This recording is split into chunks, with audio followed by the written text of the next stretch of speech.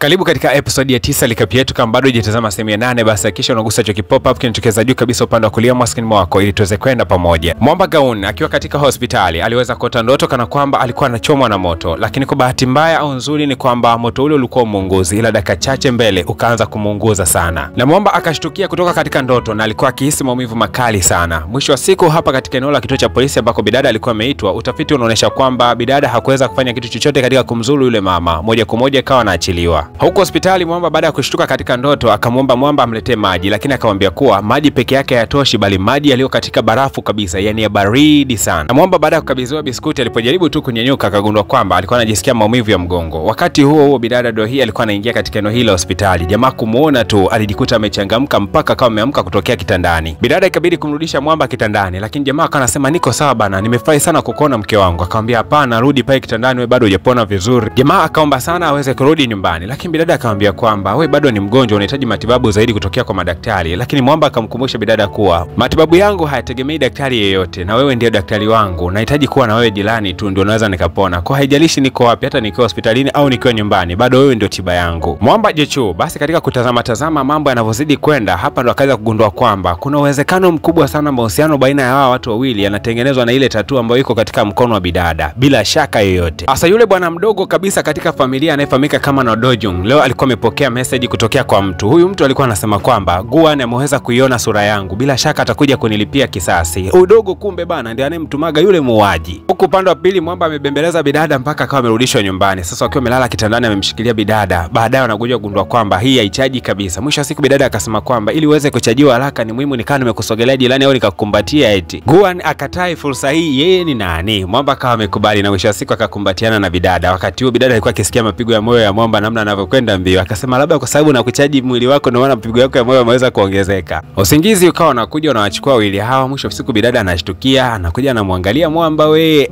jamaa anakuja anamkumbatia bidada vizuri. Yaani kapenzi fulani hivi amazing kweli kweli. Kesho yake bana wanne hawa wakawa wanasafiri kwa pamoja katika gari. Baltha na secretary walikuwa wako siti za mbele kabisa, lakini Mwamba huko alikuwa ameketi na bidada huko nyuma. Lakini wakati huo bidada alikuwa anachukua mkono wake na kuweza kumshikisha Mwamba ili aweze kujichaji. Lakini jamaa akamwambia kuwa mbele za watu tusipende sana kuchajiana hivi, watu watashtukia kwamba tuna mahusiano. Bidada akamkumbusha Mwamba si kwamba tuna mahusiano bali sisi ni ndoa kabisa, usisahau hilo, wewe ni mume wangu kuanzia sasa hivi. Mwamba kusikia maneno haya mazuri alijikuta na tabasamu kweli kweli, yani tabasamu mpaka ndani ya mtima wake. Hasa kwa kuwa bidada hii hali yake kidogo inahitajika kuwa jirani sana na Mwamba kutokana na udhaifu wa jamaa alionao. Hasa wakaamua kumchagua Baltha kuwa kiongozi mkuu wa ile kampuni mbadala wa bidada. Bana wewe, siku ambayo Baltha anaingia katika hii kampuni watu walishangaa kuona kwamba jamaa alinyuka bonge la suti, lakini kuja kumtazama usoni ndio yule jamaa ambaye alikuwa amepigwa mpaka shingo ikazunguka ndani ya helmet. Mwisho wa siku tukio hili lilikuwa limewashtusha wafanyakazi wengi. Bidada hii baada ya kusikia ule mshtuko wa wafanyakazi, Gauni akaweza kumrinda, lakini pia huyu secretary akajikuta ameweza kumdaka huyu CEO mpya wa kampuni. Baada ya hapo wakakaa kikao cha umoja wa wafanyakazi hawa ambao ofisi wanawafanyia bidada. Wakaanza kusema kwamba kuna ule uvumi ambao ulikuwa umeibuka hapa tu umeweza kuzimika wote, sasa hivi hakuna uvumi wote. Kwa hiyo bidada anaweza kagombea nafasi yake ile ya ukuu katika ile kampuni kubwa. Na mwisho wa siku wafanyakazi walikuwa muandalia Mwamba keki kutokana na kupona kwake na kuruhusiwa kutoka hospitalini. Wakasema kwamba hongera bana, umeweza kurejea mume wa bosi wetu. Lakini ile time Guan anaipuliza ile keki iweze kuzimika, basi akashangaa kwamba kuna baadhi ya vipande vya keki vilikuwa ndo vinaelekea kuwakawaka hivi, ila akaja kukumbuka tukio la ndoto alikuwa ameiota kwa aliweza kuungua katika ile ndoto. Na jamaa akabakia ameduaa tu katika eneo hilo. Moja kwa moja Baltha akamchukua na kumpeleka sehemu fulani ya nje na kuanza kumwambia kuwa kwa nini unaogopa bana, unaogopa kitu gani wewe sasa hivi? Lakini jamaa akasema hapana, mimi siogopi kitu. Unajua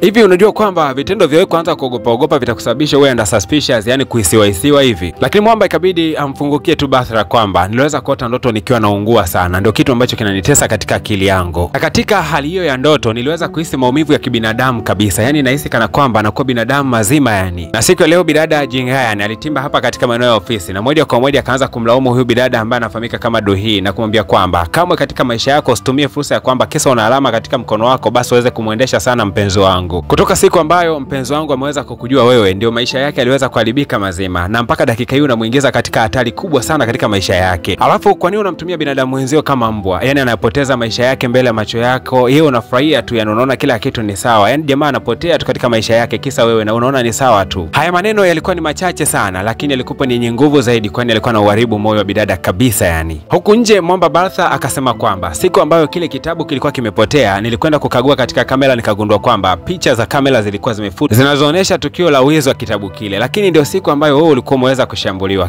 Kiufupi ni kwamba inaonekana muuaji anapajua mpaka pale ofisini petu na amewahi kufika siku hiyo. Lakini mbaya zaidi inaonekana kwamba anajua siri nzima na udhaifu wako, kuwa wewe unapokuwa mbali na bidada basi unakuwa ni dhaifu. Ndio maana alitimba na kuvizia pindi ambacho bidada alikuwa hayupo. Mwamba ikabidi kurudi hapa ofisini kwa sababu kuna majukumu anatakiwa kuyatimiza. Jingaya alikuwa katika meta hiyo, akaenda kumkumbatia Mwamba na kumwambia kwamba hongera umepona, hongera umepona. Lakini bidada alikuwa akimtazama tu Jingaya namna anavyomfanyia Mwamba wake. Na bidada Jingaya akasema kwamba najua kwamba udhaifu wako sasa hivi ni mkubwa na yote hii ni kwa sababu ya bidada Dui kuja katika maisha yako. Lakini Mwamba akasema hapana, sio bidada Dui aliweza kusababisha mimi kuwa dhaifu. Bidada akaongezea kwa kusema kwamba kadri utakavyozidi kuwa na huyu bidada Dui utazidi kuwa dhaifu na dhaifu na dhaifu kila siku, kwa sababu unaingia katika mapenzi na huyu bidada. Hutakiwi kufanya hivyo. Nyakati za usiku zilipoweza kufika, bidada Dui alikosa kabisa usingizi, akijifikiria hivi ni yeye ni kwamba amekuwa tatizo kwa huyu jamaa au imekuwaje kwaje. Akajikuta mpaka anatoka nje hapa na kuanza kutathmini jambo hili. Wakati huo mama yake akawa amemtokea na kumwambia kwamba watu tuliokufa hatujawahi kuhisi upweke hata siku moja, lakini nashangaa kuona kwamba wewe ambaye unaishi na binadamu wengi eti unahisi ni kuwa ni mpweke. Dada akasema mimi ni mpweke kwa sababu nimempoteza ndugu yangu wa thamani zaidi ambaye nilimtegemea kwa kila kitu, lakini kitu ambacho najilaumu ni kwamba simjui muuaji ni nani. Lakini mama akamwambia bidada Dui kwamba jisikie mwenye thamani zaidi na mtu ambaye unathaminiwa katika dunia, kwa sababu wewe una mtu ambaye uko naye katika maisha yako na unampenda, lakini usinifikirie sana mimi ambaye ulikuwa umenipoteza zamani sana. Tena nimekufa nisiweza hata kukufuta machozi kwa kiganja changu. Bidada Dui akamuuliza mamake kwamba wewe chaguo lako ni lipi katika maisha, lakini mama huyu akasema kwamba chochote utakachokichagua wewe katika maisha yako ndicho ambacho mimi nimekisha kuchagua. Kiufupi mwanamama alikuwa anamaanisha kwamba kama Dui anampenda yule jamaa basi hata huyu mama pia ametokea kumpenda huyo jamaa, kwa hiyo hana shida kabisa na huyo jamaa. Bidada kujifikiria sana akampigia Mwamba Jusok na kumwambia kwa nahitaji tukutane siku ya kesho katika kikao. Lakini wakiwa katika kikao Mwamba Jusok hakuweza kabisa kutokea. Mwisho wa siku bidada akawa amesimama na kusema kwamba kuanzia leo mimi nimekata tamaa ya kugombea hii nafasi. Kwa lugha nyepesi ni kwamba amemwachia hii nafasi Nosok Mini aweze kuiongoza kampuni. Na bidada akamfuata moja kwa moja kaka yake na kumwambia kwamba kuanzia leo hii sitofuatilia mali yoyote ya familia hii. Naomba jamani niwe huru, na kama kuna magomvi ama watu ambao mnawaagiza kwa ajili yangu naomba waache kuanzia leo. Kaka mkubwa anayefahamika kama Nosok Mini akasema safi sana binti yangu, safi sana, umefanya maamuzi sahihi. Hayo ndio maamuzi sahihi ujue. Hasa Mwamba Guan moja kwa moja akamfuata bidada Dui na kumwambia kwamba kwani unafanya maamuzi ya kijinga namna ile? Wewe si ulisema bibi yako ameweza kulisisha ile kampuni? Dada akasema kuwa nimechoka kila siku kupishana na vifo. Katika maisha yangu nimekuwa ni mtu amesukosuko kila mara. Siwezi kutembea hata peke yangu, siwezi kwenda kazini peke yangu, nahitaji muda wote niwe na watu, sipendi kitu hicho. Alafu mwisho kabisa ni kwamba mimi nataka amani, nataka kuwa huru. Nikitaka nije ofisini nije peke yangu kwa uhuru kabisa, niwe na amani yangu yote. Mwamba Guan moja kwa moja akagundua kwamba bidada alikuwa anataka tu kumtimua yeye katika maisha yake. Na bidada akawa amemtoa mkono kisha akawa ameondoka zake. Moja kwa moja jamaa alijikuta mpaka anapiga magoti katika njia. Hasa kweli ni kwamba bidada kabla ya maamuzi haya, kumbe siku ya jana alikutana na Mwamba yule anayefahamika kama Josik, mtu ambaye anampendaga sana. Huyu jamaa alikuwa anamwambia bidada kuwa nadhani ni salama wewe kudeti na huyu jamaa, lakini bidada akasema kwamba anataka kukata tamaa kabisa katika maisha yake, kwa sababu amegundua kwamba kama akiendelea kuzishikilia mali huenda iko siku atakuja kumpoteza mtu anayempenda. Kwa ni vyema akaziachilie hizo mali kabisa ili aje kubakia na mtu anayempenda siku moja. Mwamba Guan kesho yake akaelekea kwenye ofisi ya Mwamba Josik na kumwambia kwamba hivi ni kitu gani ambacho ulikuwa umemwambia bidada kiasi ambacho bidada mpaka dakika hii atamani kabisa kuwa jirani na mimi. Lakini Josik akamwambia kuwa yalikuwa ni maamuzi ya bidada yeye mwenyewe, hata mwenyewe nilishangaa.